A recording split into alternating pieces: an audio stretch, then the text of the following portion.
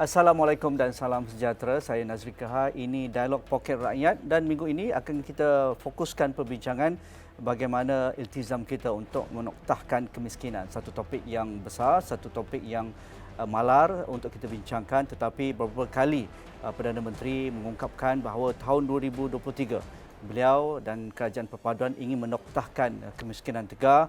Dan jika semua agensi terlibat, semua kementerian yang terbabit mahukan itu dapat dilaksanakan ataupun terhasil, maka semua kita akan bekerja keras untuk memastikan tidak ada kemiskinan kekal hasilnya di negara kita. Jadi untuk melihat perkara ini, apakah pendekatan? Ramai berdebat, bolehlah kita cakap nak noktahkan kemiskinan tegar, tapi apa caranya? Cara yang lama-lama kita dah cuba semua benda dah. Masih ada kemiskinan tegar. Dari zaman Tun Razak lagi hinggalah sekarang. Tetapi mengapa selepas COVID-19 kita lihat kemiskinan tegar itu kembali ataupun dari sudut pendekatannya perlu kita ubah dan sebagainya. Jadi untuk melihat perkara ini, 4 ahli panel mengikut kepakaran masing-masing sudah pun bersedia. Saya perkenalkan di sebelah kanan saya Profesor Ulung Datuk Dr. Raja Rasiah, Profesor Ekonomi Universiti Malaya dan juga Penasihat Ekonomi kepada Perdana Menteri. Apa khabar Prof? Khabar baik, Tuan. Bukan senang nak dapat Prof Ulung datang ke studio awal ini. Terima kasih kerana sudi bersama kami dalam Dialog Poket Rakyat, Prof, pada petang ini. James Ryan Raj, Sekretariat Perkumpulan Rentas Parti Parlimen Malaysia, Matlamat Pembangunan Lestari atau APPJM SDG Malaysia. Apa khabar Cik James? Terima kasih. Baik, terima kasih. Ini banyak kajian, rentas politik, rentas parti berada di Parlimen, banyak program yang sudah dilaksanakan. Mungkin kita dapatkan kongsi data-data tersebut. Dr. Mustazar Mansor, Ketua Kluster Mikroekonomi Pusat Kajian Pembangunan Inklusif dan juga Lestari, Fakulti Ekonomi dan Pengurusan Universiti Kebangsaan Malaysia. Apa khabar Dr. Mustazar? Terima kasih. Banyak kajian-kajian dari UKM yang boleh kita kongsikan, insyaAllah. Terima kasih. Dan saudara Azlan Shah Nabiskan, rakan saya, tak asing lagi, Ketua Pegawai Eksekutif Arba Foundation yang sentiasa berada di lapangan bersama rakan-rakan dan juga melihat isu-isu kemiskinan dan keluarga-keluarga termiskin di seluruh negara. Terima kasih Azlan. Terima kasih Haji Nazri jemputan. Nampaknya Kerajaan Perpaduan ini berhasrat, bertekad, banyak kali diungkapkan oleh Perdana Menteri setiap kali berjumpa dengan wartawan, setiap kali berjumpa dengan rakyat dan juga agensi kerajaan. Beliau maksudkan negara ini kaya, negara ini banyak sumber, tetapi mengapa ada lagi tersisih sekelompok keluarga yang miskin tegar, yang bergelut untuk menyediakan makanan atas meja. Kalau kita lihat inisiatif, pelbagai inisiatif sudah dilakukan. Jadi bukan menjadi suatu yang perkara besar sepatutnya kerajaan boleh menoktahkan kemiskinan tegar. Jadi apa pandangan awal Prof? Biar saya mula dengan takrif dan tafsiran saya. Ini bukan bermakna yang inilah yang terulung, bukan. Kerana pandangan saya mungkin berlainan. Ya. Jadi saya ingin nyatakan bahawa kerap kita dengar kemiskinan tegar, tapi yang dimaksudkan itu kemiskinan mutlak. Ya. Ini bukan bermakna mereka yang tinggal dalam lingkungan 1% katakan yang termiskin. B1 katakan. Ianya kemiskinan miskin tegar. Yang saya maksudkan itu kepahaman itu penting kerana kemiskinan tegar itu adalah satu kedudukan di mana sesebuah keluarga sepanjang sama ada abad, beberapa keluarga generasi yang bergenerasi turun-temurun tu kekal miskin. Dan ia sebenarnya menimbulkan budaya tertentu sehingga kan orang miskin itu kehilangan keyakinan. Dia tak lagi fikir bahawa dia boleh hidup bersama-sama dengan masyarakat biasa. Sama ada dia fikir kemampuan pemikirannya, kemampuan membeli sesuatu ataupun sambutan yang ia boleh dapat daripada kumpulan lain tu adalah seperti biasa. Jadi dia sendiri berundur.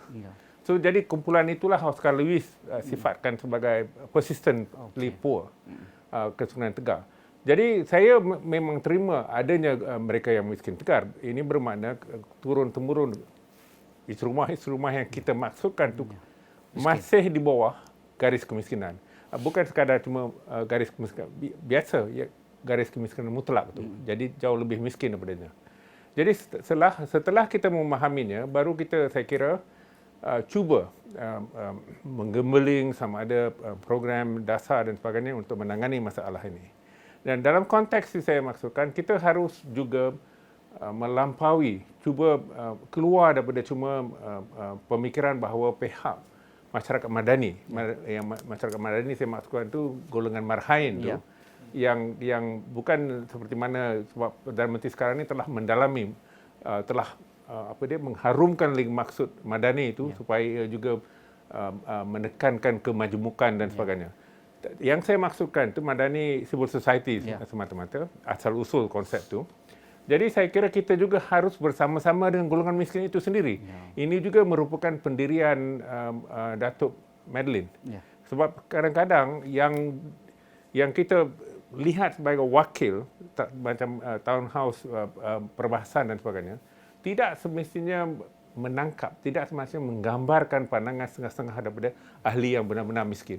Saya akan berakhir dengan cuma satu kenyataan yang dikeluarkan oleh Paulo Freire dan Peter Berger.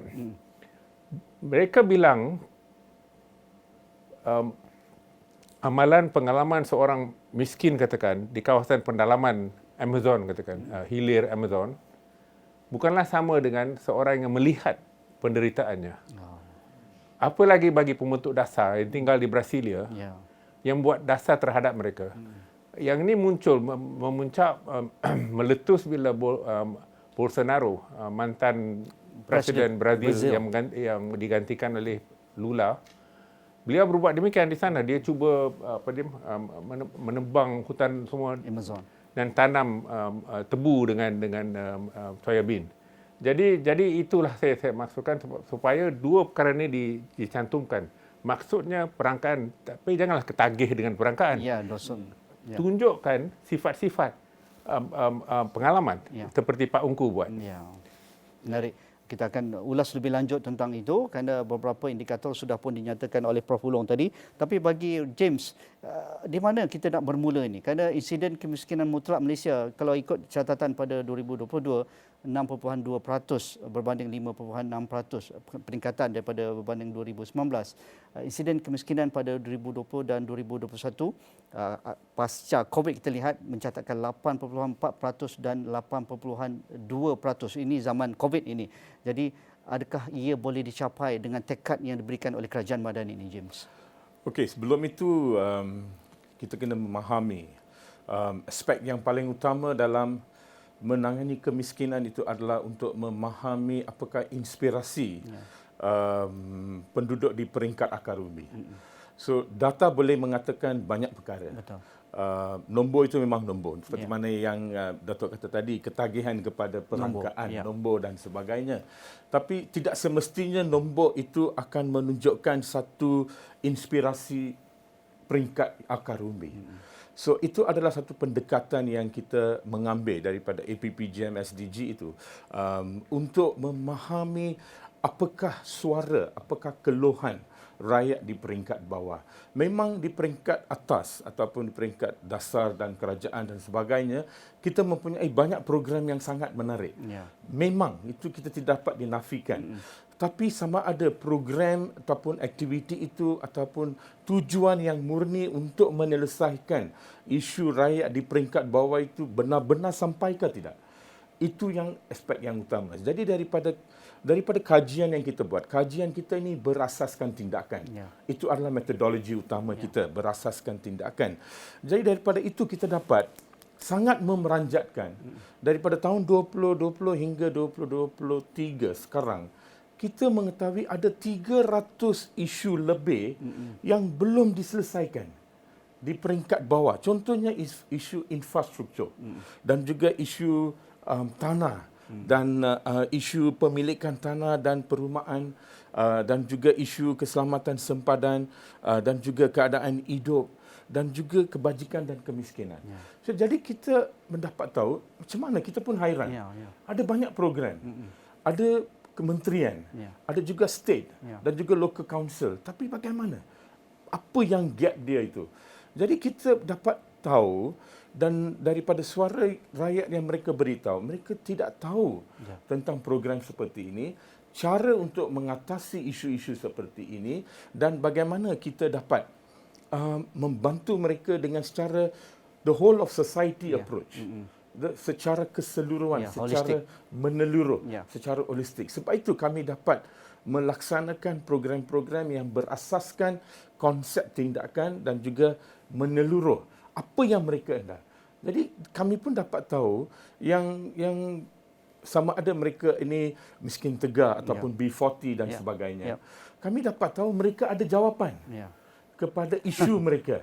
Mereka ada jawapan. Kita tak perlu pergi dengan program serta-merta yang kita rasa inilah yang baik untuk anda. Dari Putrajaya. Dari Putrajaya. Tapi tidak semestinya. Tapi mereka tahu jawapan kepada isu mereka. Jadi kita bantu mereka dengan cara mereka. So kita mewujudkan banyak projek-projek solusi yang berasaskan dan bertemahkan community-led. Community-led solution. Di mana kami pemantauan seperti mana yang tadi Encik katakan, program yang untuk pertanian dan juga untuk nelayan, program apa yang mereka perlu untuk memperkasa mereka supaya mereka dapat berterusan menangani masalah mereka oleh mereka.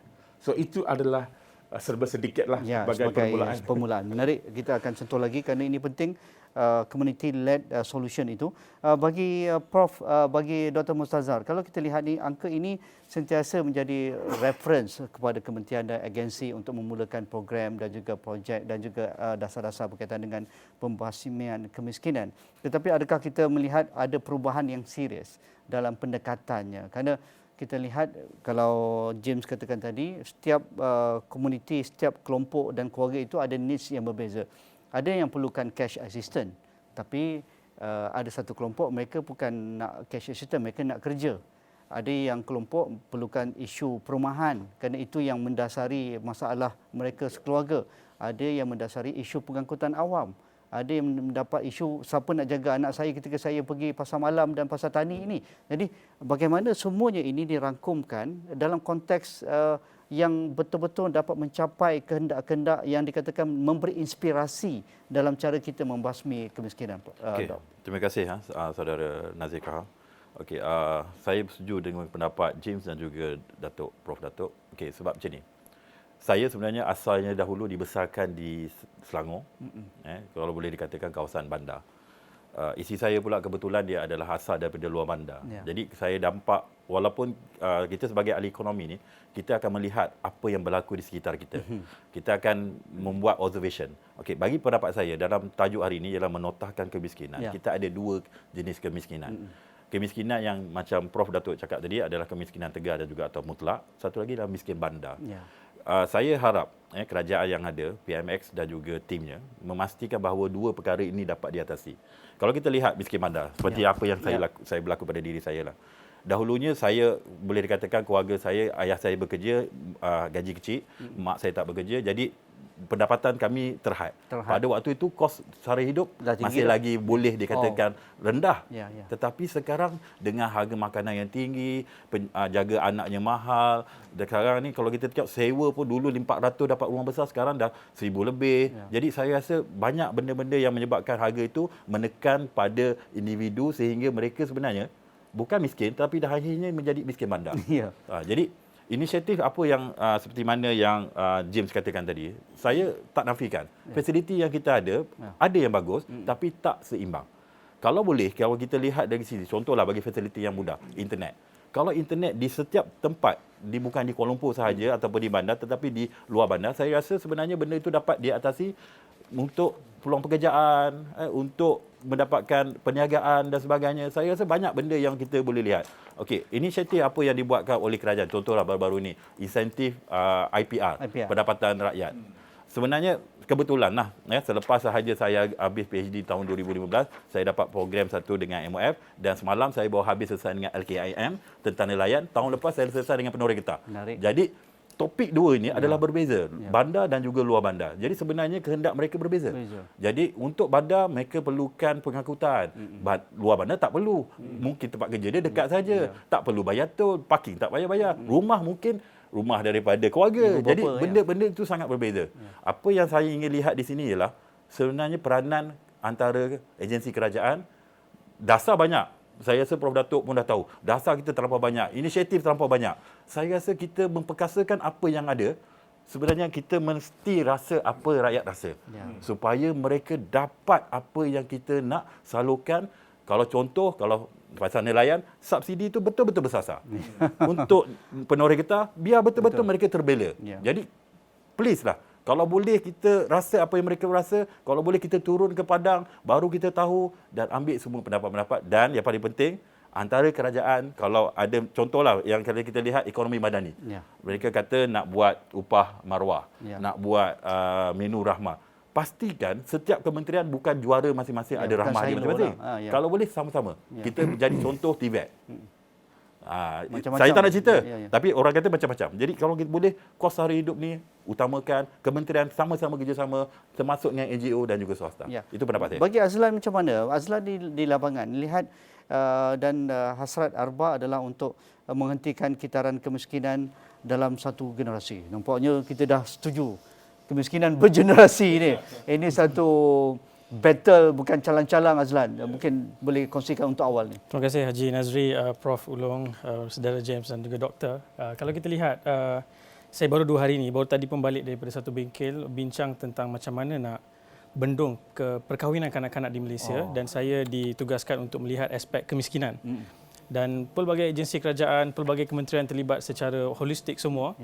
Dan dalam tempoh 3 tahun terakhir dan berbaki lagi 2 tahun, seolah-olah macam tak nampak jalan lagi secara konkret macam mana nak membendung. Dan kalau kita lihat, itu lebih kurang 1,000 lebih kes setahun perkahwinan kanak-kanak. Bila sebut tentang kemiskinan tegar, saya sempat duduk dengan wakil dari Kementerian Ekonomi tadi, daripada unit penyelarasan pelaksanaan. So saya sempat dapatkan data-data insight daripada yang terkini.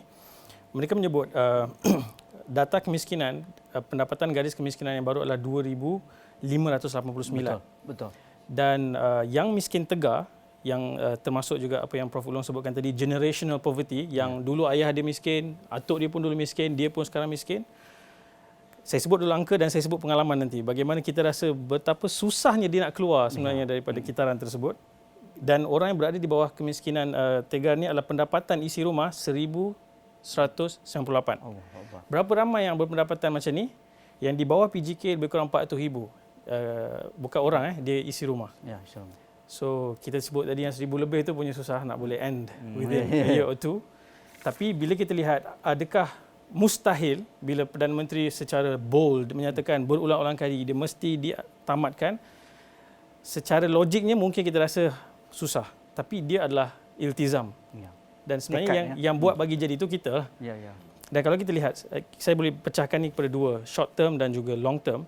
Kalau short term, Arba Foundation kita memberikan cash assistance sepanjang 4 tahun terakhir ni, saya boleh sebutkan dengan keyakinan daripada data tu, hampir semua keluarga tidak boleh bahkan naik gaji pun. 90% daripada keluarga dalam Arba Foundation ni di bawah 1,500 pendapatan isi rumah.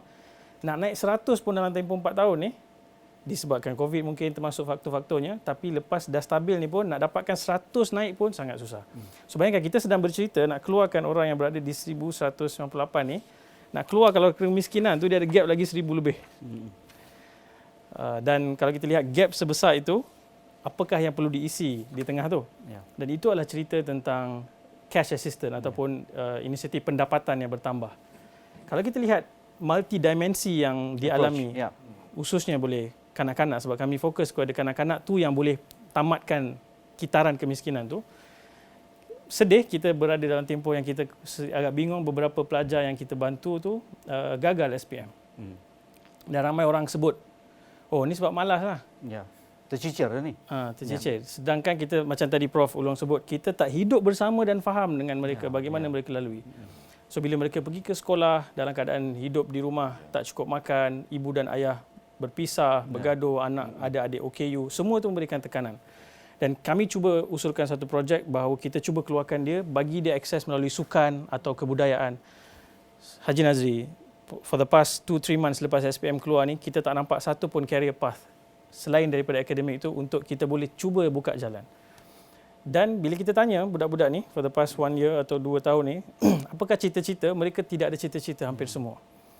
Sebab tu bila kita orang sebut, orang kata, oh budak-budak sekarang tak nak ambil SPM, tak nak belajar, nak jadi influencer. Itu adalah satu assumption yang cetek.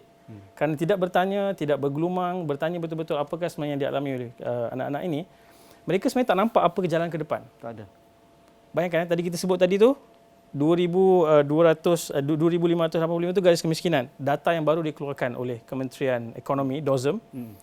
2 juta lebih rakyat gaji di bawah 2,000. Ya, betul.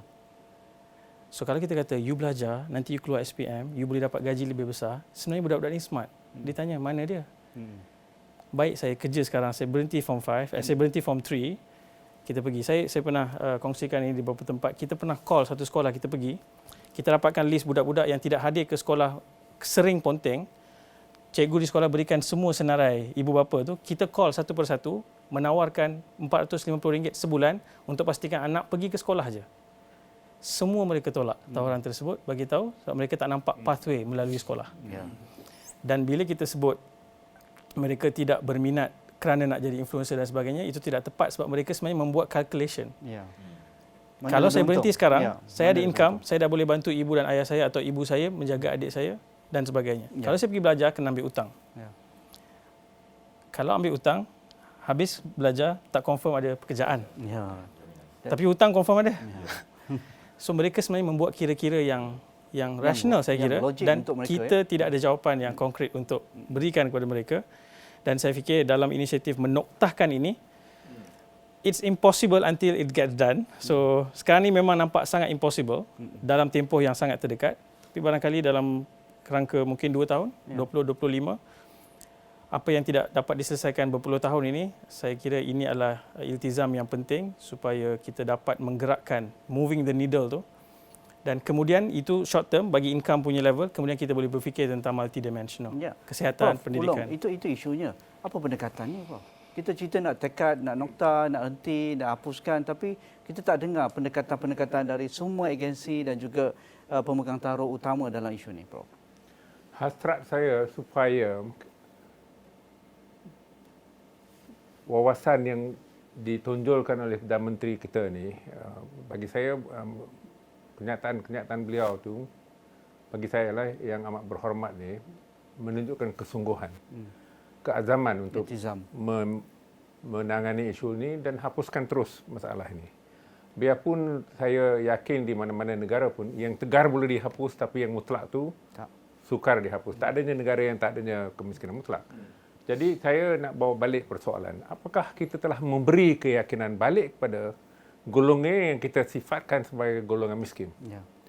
Saya kira tak begitu. Kita sahaja bawa teladan, kita cuma bawa penyelesaian program yang kita lihat supaya akan dapat membasmi kemiskinan mereka itu, ataupun melibatkan mereka demi dia dapat menjelma daya ciptanya.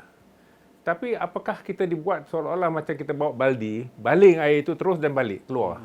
Apakah kita guna tempoh masa yang sesuai supaya keyakinan itu timbul kepada rakyat, supaya dia terlibat dalam proses pembentukan dasar itu? Yang kedua tu saya kurang melihat. Tak bolehlah kita cuma bawa seorang pengerusi badan tertentu dan kemudian beritahu dia inilah sekian-sekian dana yang ada, boleh diedarkan, agihkan kepada mereka itu. Bagi saya, sebab tu kita dapat jawapan, dia tolak nak pergi sekolah. Biarpun duit telah disedia untuk membantunya. Saya kira di negara ini, sejaklah saya dibesarkan di kawasan sempadan Kampung Banjar, sebab tu dari kecil lagi saya lebih fasih dalam bahasa Melayu. Bahasa Banjar, ya.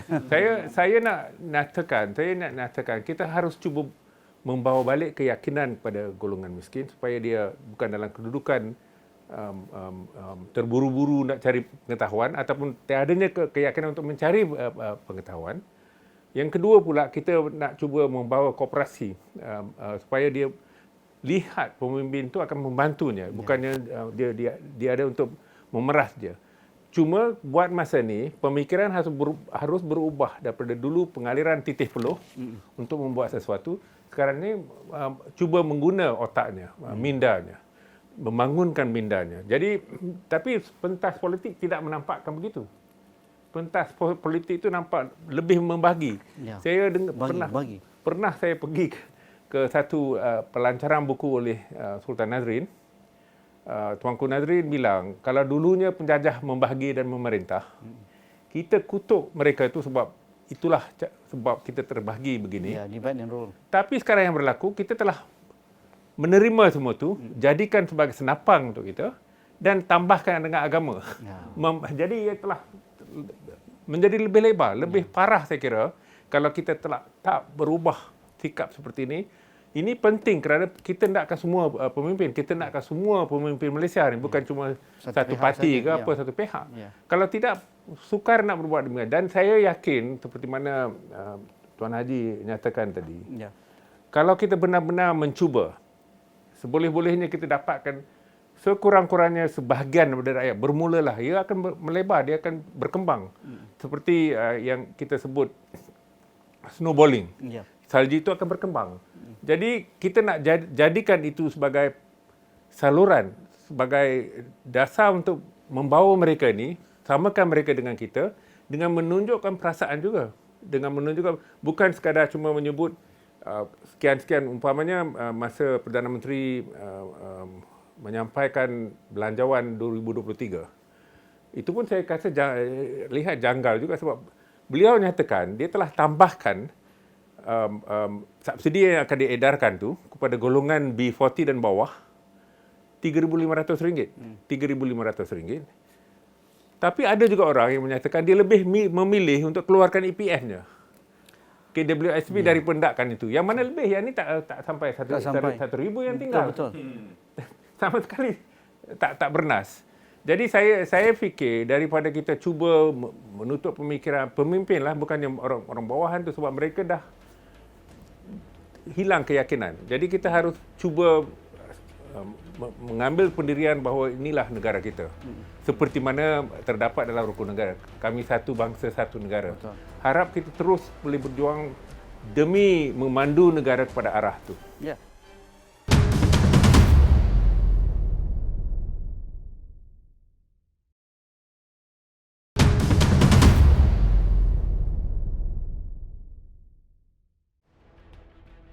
Prof, ada kajian di lapangan, pengalaman Prof mungkin boleh dikongsikan. Kalau saya ke beberapa daerah yang paling termiskin di Malaysia, saya kena ke Kota Merudu, di Kudat dan juga di Beluran, termasuk di Pitas, Sabah, itu banyak saya buat kajian dan juga ketika membuat liputan. Bagi mereka apabila menerima bantuan kerajaan, penanam sawit ini dapat enjin bot. Penanam sawit dapat enjin bot. Saya pun tak tahu macam mana enjin bot boleh digunakan oleh penanam sawit. Bagi nelayan kecil pesisir pantai ini, mereka mendapat bantuan benih. Takkanlah data-data yang ada di tangan agensi-agensi ini tidak ada untuk menyasarkan bantuan yang sewajarnya diberikan kepada kelompok-kelompok sasaran ini. Jadi mereka juallah enjin bot tu kepada mereka yang mahukan dengan harga yang murah, kan dia tak perlu pun enjin bot untuk penanam sawit. Jadi James, bagaimana, dan juga Prof mungkin nak ulas sedikit, adakah ini satu benda yang menjadi isu di lapangan bahawa banyak bantuan berbilion kita peruntukkan saban tahun, tetapi pelaksanaan itu ada masalah, dan apatah lagi kita memahami sentimen ataupun kita duduk dengan mereka, itu jauh lagi lah. Kita ada satu kes di mana yang vagabond yang duduk di tepi jalan dan sebagainya, tidak ada tempat perlindungan, tempat tinggal.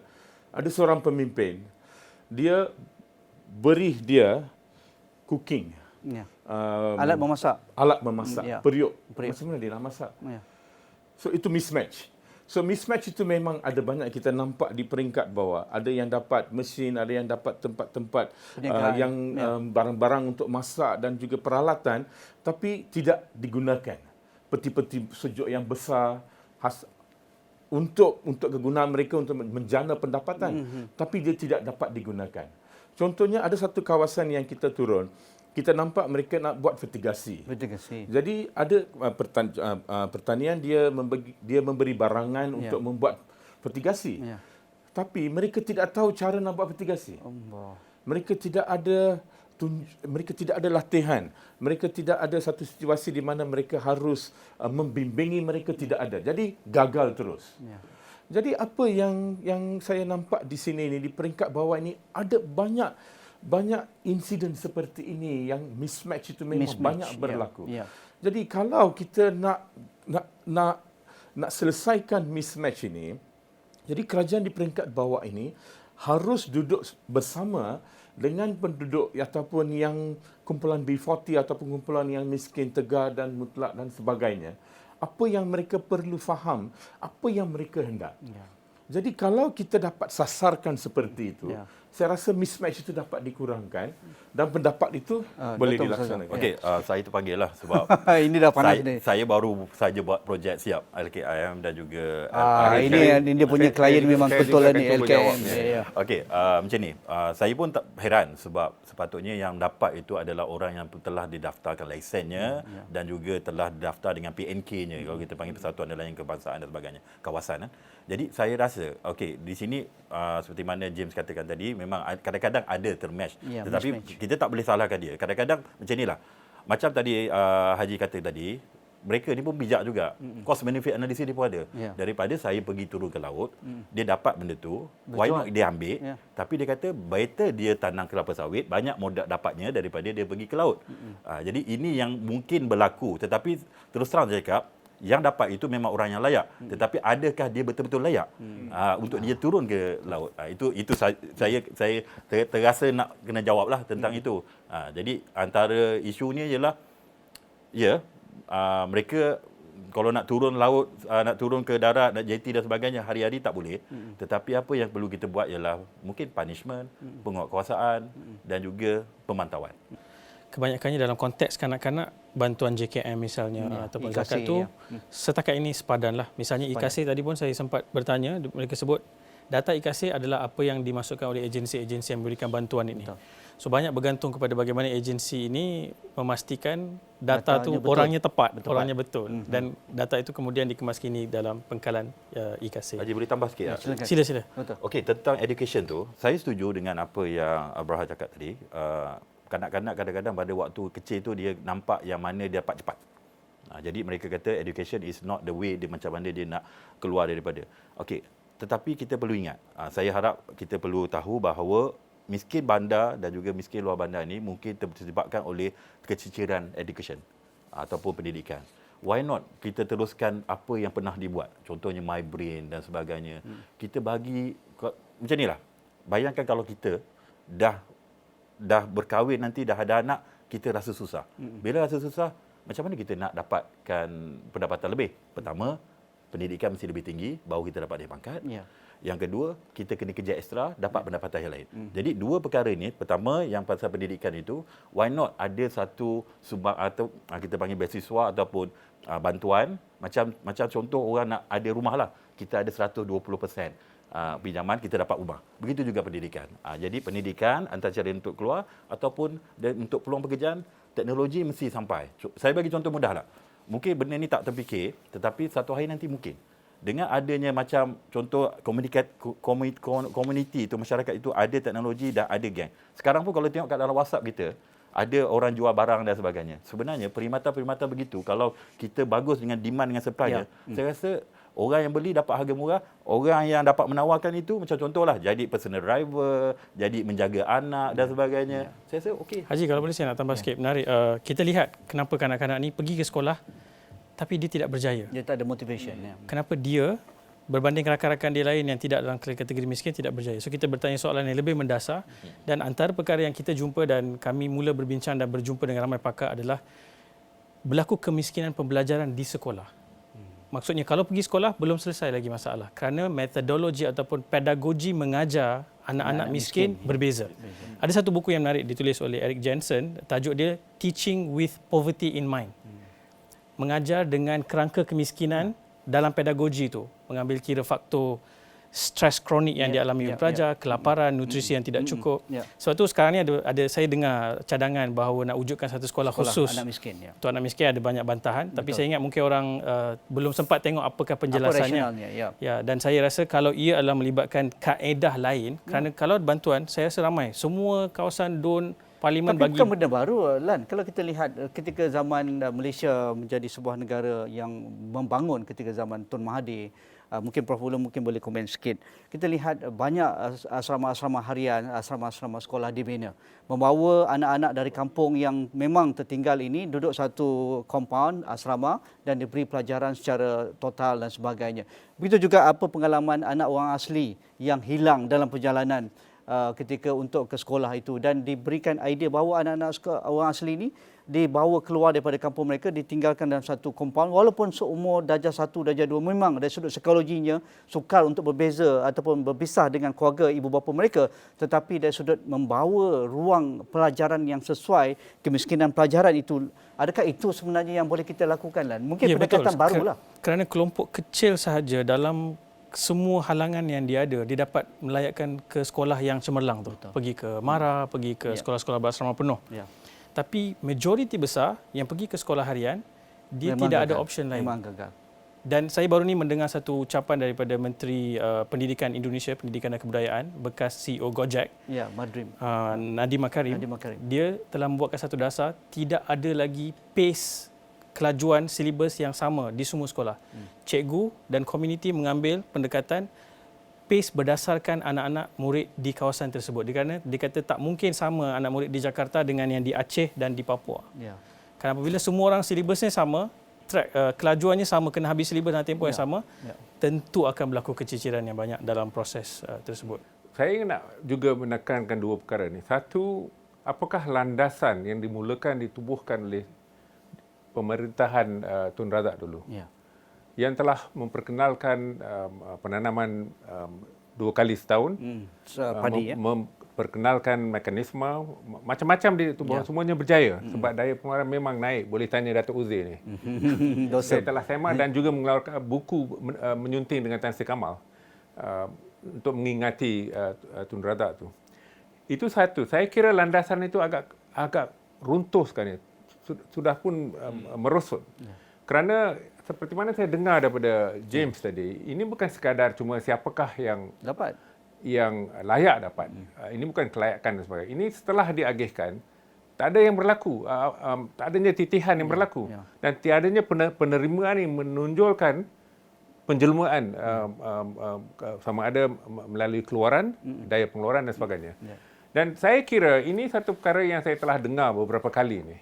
Kalau kita ke Risda ataupun Felda ataupun kita ke katakan di bendang padi katakan, saya difahamkan satu, tiadanya jaringan yang wujud dulu tu, yang kita lihat sebagai cekap untuk menghasilkan sesuatu, ia agak longgar sekarang. Dah runtuh. Ya. Ini satu perkara yang kita harus siasat kerana memang antara perjalanan saya termasuk juga dengan pengurusi Aerodyne Kamerun. Ya. Pengurusi, saya telah pun meneliti bendang sebenarnya banyaknya perkara-perkara yang berbeza berlaku berbanding dengan pengalaman saya ke bendang. Satu lagi perkara saya nak nyatakan, kalau kita guna pengalaman di Chile, masa Salvador Allende dilantik, diundi oleh rakyat, negaranya telah berubah kepada sosialisme kerana adanya banyak yang miskin. Bagaimanakah mereka telah menambahkan pendapatan mereka, bukan sekadar cuma menambahkan pendapatan, kalau setakat itu saja dia tak faham apa yang berlaku. Betul. Dengan pengalaman, dengan kepercayaan, dengan penyertaan mereka keseluruhannya. Jadi dia telah pun memperkenalkan pembangunan ikan salmon, menjadikan Chile sebagai negara yang kedua terbesar mengekspor setelah Norway. Bagaimanakah yang dijadikan dan siapakah yang meneroka semua itu? Orang miskin. Jadi kita harus sedar bahawa kita tak boleh otaklah satu sumber, lebih banyak kita guna, lebih hebat jadinya. Yang lain tu semakin mengurang ataupun tiris. Jadi saya nak nyatakan, apakah kebolehan mereka boleh naikkan setakat berbuat demikian? Apakah mereka di sini tak boleh buat kerja-kerja seperti itu? Bagi saya yakin dia boleh buat. Cuma kita janganlah cuba guna dasar seperti sama ada dia bersedia. Kalau dia tak bersedia, kita tak bawa katakan robot dengan drone kepada dia. Kita harus bawa kepada dia. Kalau tidak, akan timbul dua pentas. Satu tu daya pengeluaran tinggi menggunakan robot, menggunakan drone dan sebagainya. Yang ini pula guna cangkul. So, penyodok dan sebagainya. Tak mungkin dia boleh bersaing. Kita akan menanam dan melahirkan apa yang kita sebut sebagai digital divide. Jadi kita harus juga satu, melihat sama ada rangkaian yang kita telah mulakan dulu boleh lawat semula. Ya, diperbaiki lagi. Sudah pun berlaku di betul. sini. Ya. Masa pimpinan Tun Razak dulu. Ya, ada Felda, Sudah pun berlaku. Risda, Felda. Dan telah dijadikan model di Ya. beberapa negara. Buku hijau. Bagi kita pula runtuh. Ya. Tak lagi Felda tu dilihat sebagai Adakah terlampau nostalgik apabila Prof Ulung mengungkap kejayaan di zaman Tun Razak itu, dan ada mungkin pakar-pakar ekonomi kita hari ini ataupun mereka yang memegang taruh pemimpin-pemimpin politik merasakan itu zaman Tun Razak sesuai lah dengan zaman itu, tetapi hari ini lebih kompleks, lebih complicated dan moden dengan teknologi. Adakah itu tidak terlampau nostalgik, tetapi Prof masih menggunakan itu sebagai satu fakta yang tidak boleh dinafikan, Prof? Saya nak guna satu contoh. Saya bukan seorang romantik dalam Ya. hal ini. Ya. Kalaulah kita lihat, seperti mana saya nyatakan tadi, Semol Undung itu digembeling, diatur berasaskan pengalaman Felda di sini. Dilancarkan pada tahun 1973. Semol Undung telah melalui banyak peralihan, tapi masih kekal sebagai pemandu. Apakah kita tak boleh berbuat demikian? Ya. Saya kira tiadanya satu badan yang harus dilihat bahawa kalau inilah tugas dibuat, kerana teknologi itu dinamik. Dia harus kalaulah kita nak bersaing, ini semata-mata kita nak bahagikan negara. Orang yang tak mau di sini boleh pergi kepada negara yang keluar. Ini semacam kita cuba membandingkan Malaysia dengan Singapura. Ataupun kita nak membandingkan Pulau Pinang dan Kelantan. Kalau kita buat perbandingan ni pada tahun 1970, kedua-dua negeri ini negeri mundur. Underdeveloped. Pendapatan per kapitanya agak sama. Lihatlah kesenjangan yang telah berlaku kemudian.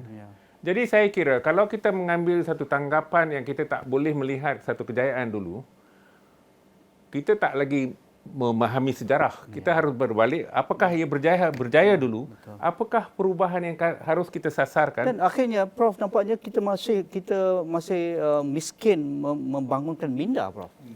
Sememangnya dia harus terima dan berusaha supaya kita tak lagi tersekat. Ada kata itu LAN yang Arba lakukan sekarang, membangunkan minda dulu untuk memusnahkan, meruntuhkan tembok-tembok yang menghalang minda ini diangkat. Saya tersentuh pada peringkat awal bila Prof Ulung menyebut tentang orang yang berada dalam kemiskinan tegar ni, dia ada rasa takut, dia rasa terputus, inferiority complex. Daripada tamadun. Itu adalah pengalaman yang real. Kerana salah satu program Alba Foundation adalah kita jumpa kenapa diorang ni tak ada cita-cita, tak ada look forward dalam hidup ni. Rupanya diorang tak pernah keluar daripada kelompok. So kita bawa diorang keluar. Pergi tengok bandar, pergi tengok hotel, jalan. Dan kita nampak pre and post. Dari sudut rasa yakin diri, rasa macam saya pun boleh keluar. Saya pun boleh keluar dan jadi orang yang bekerja di sini satu masa nanti. So dia tak ada orang just nak tunjuk pada dia you have that capability. So dia rasa takut, dia rasa dia don't belong. Dia rasa dia tidak layak untuk bercita-cita tinggi. Saya rasa itu pemberdayaan minda dan memberikan dia satu keyakinan saya dengan awak sama, kita ada opportunity yang sama di negara ini. Itu saya kira sangat empowering untuk khususnya keluarga-keluarga sekian. Cukup penting tu. Menarik, saya inspired. Ya. So yang itu adalah sangat penting, perubahan minda. So jadi intervensi pertama yang kita perlu lakukan, di mana kebanyakan NGO melakukan perkara ini, tapi apa yang menyediakan agensi kerajaan dengan program yang banyak mereka ada tidak dilakukan, iaitu penyediaan sosial. The social preparation. Yang itu adalah satu intervensi yang utama. Jadi daripada 2020 hingga 2023 setakat ini, masa kita melaksanakan projek pembangunan, sama ada dia penjanaan pendapatan ataupun community learning center ataupun projek-projek yang boleh membantu mereka meningkatkan keyakinan. Yang penting dan cabaran yang besar adalah perubahan minda. So sebab itu kita nampak di sini, kalau kita dapat buat perkara ini dengan secara sistematik dan regular, grounded program daripada apa yang kita nampak, ada yang dapat keluar daripada belenggu kemiskinan. Dia dapat keluar. Tapi dia kena adalah satu proses yang sistematik. Dia mesti konsisten dan pemimpin kita ataupun rakan solusi yang kita ada, mereka semua adalah berasaskan grassroots. Di mana akar umbi. Mereka tidak akan dapat sebarang peruntukan daripada kerajaan ataupun yayasan yang besar dan sebagainya sebab mereka tidak ada tidak ada proses seperti itu. Tapi mereka ada keyakinan. Mereka ada keberatan hati. untuk membawa perubahan. Sebab tu saya kata, mismatch itu kalau kita nak selesaikan, agensi kerajaan dengan NGO dengan juga macam apa yang kita buat APPJN di peringkat bawah ini, turun bersama-sama dapat tahu apa isu dia dan mencari penyelesaian secara multi-stakeholder partnership. Just one point on pendidikan. Pendidikan mengikut kepada MDP, multidimensional poverty. Tapi satu usaha yang baik di mana kerajaan akan membawa banyak perubahan dalam MDP itu. Sebab MDP itu dia katakan kurang daripada 6 tahun pendidikan. Tapi apa yang penting sekarang adalah bukan dia tamat pendidikan. Dia tamat pendidikan dengan berjaya. Sebab kami dapat tahu ramai pelajar, especially underachievers, dropouts, masih tidak tahu baca dan menulis. So itu adalah satu isu. Tapi itu yang kita kena capai dulu. How we can actually transfer them. Jangan tunggu sampai 11 tahun duduk di sekolah. Lepas tu mereka tak dapat baca, tak dapat tulis nama sendiri. Tapi itu yang susah. Setakat nama pun. Setakat nama, itu saya pernah dapat lihat. Ada beberapa budak, tulis nama pun susah. Tapi duduk di sekolah 12 tahun. So MDP itu harus capture benda-benda itu dan terus masukkan mereka kepada skills training dan sebagainya. Underachieving students bukannya bodoh. They are creative. Dia inovatif. Dia kena, sebab itu yang abang kata tadi itu, saudara kata tadi, pedagogi ataupun sistem kita tak dapat mencungkil bakat mereka. Kita hanya ikut kepada pendidikan, minds dan sebagainya. So itu adalah perubahan sangat penting lah. Dr. Mustazah. Okey, saya tertarik dengan apa yang Azlan katakan tadi.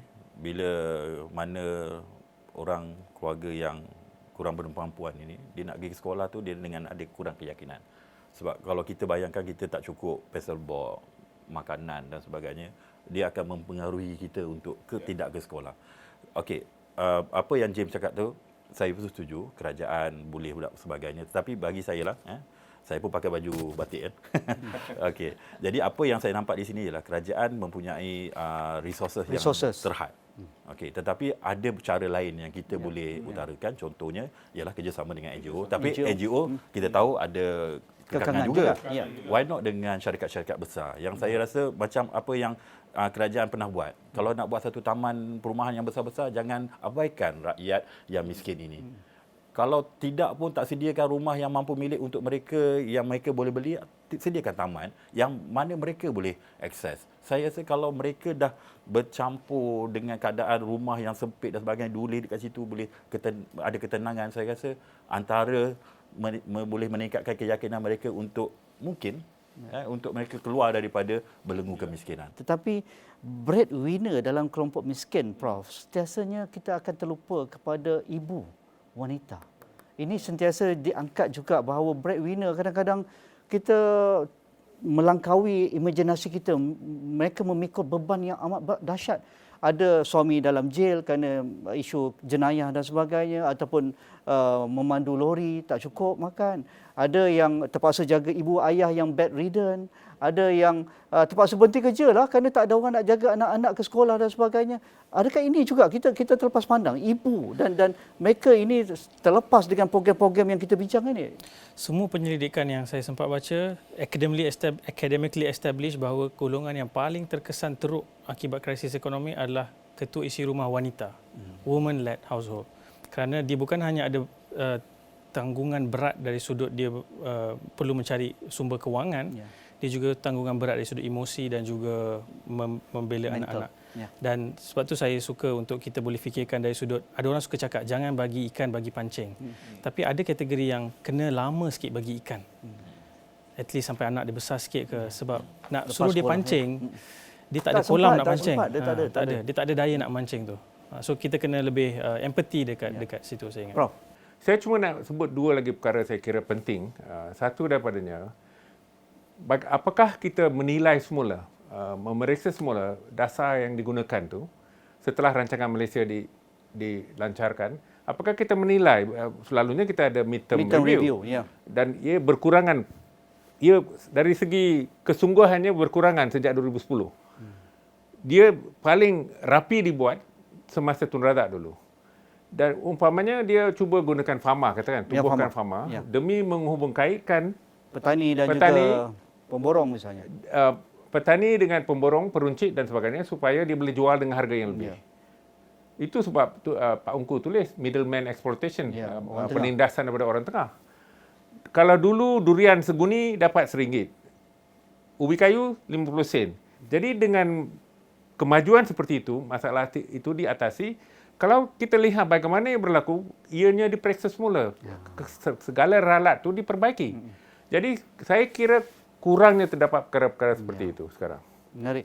James, isu mismatch tadi dengan pelaksanaan IPR, adakah ini sebagai satu pendekatan segar, walaupun ramai yang mempelekehkan IPR, Inisiatif Pendapatan Rakyat, buat nasi lemak jual kat vending machine, jual breakfast kuih-kuih muih dekat vending machine, usahawan tani Intan tu ialah tanam cili fertigasi, tapi nampaknya cara tu nampaknya betul. Tak ada lagi nak bagi fertigasi 100%, tapi dipimpin, dikelompokkan dalam bentuk koperasi dan sebagainya, dijual pun oleh satu sistem yang teratur dengan cara yang moden dan sebagainya. Adakah ini sebahagian cara baru yang kita dengar, ataupun di lapangan bagaimana? Okey, di kawasan lapangan ya, apa yang kami dapat tahu it's multidimensional.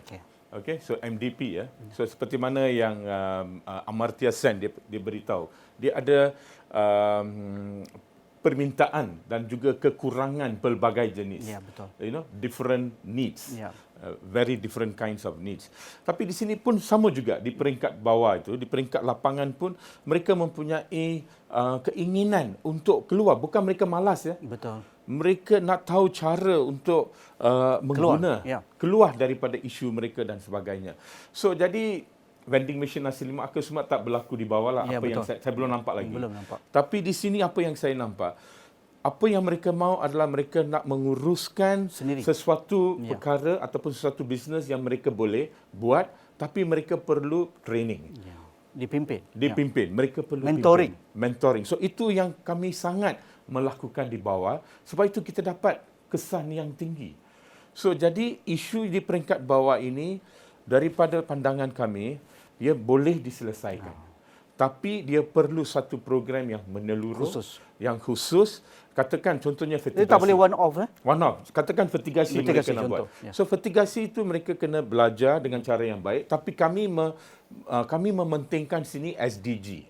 Matlamat Pembangunan Lestari. Mampan. So jadi masa anda membuat fertigasi, pastikan anda menggunakan ciri-ciri yang baik, organik dan sebagainya. Jangan gunakan chemical. Tapi mereka tidak tahu. Sebab kalau kita memimpin mereka, setakat ini kita dapat daripada kosong pendapatan, ada yang telah mencacah 2,000, 3,000. Mereka semua adalah daripada kumpulan miskin, B40. Tapi kita nampak. Tapi prosesnya adalah first mindset change dan juga latihan untuk membawa perubahan. Contoh di satu kawasan yang saya boleh katakan, di Kota Belud, Sabah. Kota Belud, Sabah, ahli parlimen dia YB Munira sekarang. Di sana, semua golongan wanita itu memang mereka tidak dapat sebarang pendapatan. So jadi kita bekerjasama dengan Reef Check Malaysia untuk memimpin dan mendampingi mereka. Setelah 2 tahun, yang kumpulan wanita ini telah berjaya mewujudkan satu ROS. Dan lama kita hendak mereka wujudkan satu koperasi supaya mereka dapat menjana pendapatan. Sampai handicraft mereka itu dapat dijual di istana sekarang. Bayangkan. 2 tahun saja. 2 tahun. Tapi mereka dah keluar daripada belenggu kemiskinan. Jadi Reef Check sekarang, apa yang kami akan mengatakan kepada rakan solusi, you masuk, you tidak boleh duduk sana selama-lama. You kena exit. Dan memperkasa komuniti di sana. Empower mereka. Wujud satu persatuan ataupun koperasi ataupun social enterprise. Bimbingi mereka. Capacity building. Dan capacity building mereka akan berterus. Kita nampak. Menarik. Saya suka tu. Doktor, saya silakan. Nak tambah sikit apa yang James katakan tadi. Wanita, dia banyak faktor lah yang menyebabkan mereka ke belakang. Pertama, bagi saya, peluang itulah yang mereka tidak ada. Tapi kalau ada, macam yang saya katakan tadi, kalau adanya sumber internet yang bagus dan sebagainya, saya rasa mereka, ramai je kawan-kawan kita yang berjaya menjual pastry di rumah dan sebagainya, sambil-sambil dia menjaga anak. Itu antaranya lah. Sebab kita tahu kalau untuk mereka bekerja, bayar untuk seorang anak jaga satu 600-700, anak ada 4. Berbala tak mereka bekerja? Itu yang pertama. Okey, yang kedua, saya nyatakan di sini ialah, saya nyatakan tadi adalah kerjasama antara swasta dengan kerajaan. Sekarang ni kerajaan dengan kerajaan yang ada pun dia berbeza. Negeri dan juga pusat. Kita banyak undang-undang yang berbeza. Kalau pusat nak buat sesuatu, contohnya masa kajian kami dengan MOF, dengan kajian kami dengan Pharma contohnya, bila nak buat pasar tani, My Farm Outlet, nak buat kedai bergerak dan sebagainya, untuk salurkan benda itu tanpa menggunakan orang tengah. Sebab saya tak nafikan, orang tengah itu ada kepentingan dia, ada peranan dia. Dia untuk orang-orang yang T20 dan sebagainya, untuk mereka simpan beku dan sebagainya. Tapi yang kita bincang sekarang ialah orang miskin. Mereka perlukan harga yang murah, yang betul-betul datang daripada peraih ataupun daripada nelayan dan sebagainya. Jadi apa yang maksud saya di sini ialah, kerajaan negeri dan juga kerajaan pusat, bagi saya, Malaysia ni sebenarnya kaya dengan potensi, kaya dengan sumber. Sabah Sarawak luas dengan tanahnya. Banyak lagi benda yang kita boleh terokai. Bagi saya di sini ialah kerjasama antara kerajaan pusat dan kerajaan negeri sepatutnya membelakangkan ideologi, sama-sama untuk rakyat. Akhir sekali Prof, bergerak ke hadapan, pastinya masa tidak mengizinkan untuk kita berhoneymoon lagi, tetapi tekad Perdana Menteri ke-10 itu bold. Tetapi yang akan menyahut ni kita semualah, termasuk saya, orang media juga, untuk membawa topik-topik sebegini. Bagaimana Prof? Memandangkan PMX itu cuba mengambil pendirian untuk membangunkan Malaysia sebagai satu negara, dan segala kenyataan yang dibuatnya menjurus condong kepada matlamat yang sama, sasaran. Saya kira kita harus sedaya upaya, biarpun adanya ideologi seperti mana Dr. Profesor Murtaza maksudkan tadi, kita harus membelakangkan kepentingan seperti itu, supaya kita menyokong Perdana Menteri, kerana itulah matlamatnya. Jadi biarpun cara nak menyampai sesuatu mungkin berlainan. Macam-macam cara lah. Ya, macam-macam cara. Tapi kita harus kita harus terima kewajipan kita ialah kepada negara. Kita harus pastikan tak adanya sesuatu yang bertentangan, sehingga kan matlamat yang murni itu disia-siakan. Jadi itulah saya harap kita harus cuba menambahkan keyakinan, sifat-sifat usaha sama antara satu sama lain, dan juga memberi kepercayaan kepada terutamanya mereka yang hidup sengsara, supaya mereka akan berkecimpung, menyumbang dengan keyakinan yang segala-gala yang dibuatnya mesti ada rezeki, mesti ada pulangan. Ya. Tak kira lah Lan, duduk di mana, di hujung kapit ko, ataupun di hilir, atau di hulu, di Kota Belud, ataupun di hulu Sungai Pahang Lan. Betul. Memang pengalaman boleh modal terpenting menyelesaikan kemiskinan adalah keikhlasan dan rasa tanggungjawab. Ya. Terima kasih. Terima kasih Profesor Ulong Datuk Dr. Raja Rasya atas masa yang diberikan. James Ryan Raj, terima kasih. Dan juga Dr. Mustaza Mansor dan Saudara Azlan Shah Nabis Khan, Ketua Pegawai Eksekutif Arba Foundation. Jadi itu sahaja perbincangan kami berkaitan dengan iltizam menoktahkan kemiskinan dalam dialog Poket Rakyat malam ini. Assalamualaikum. InsyaAllah kita jumpa lagi.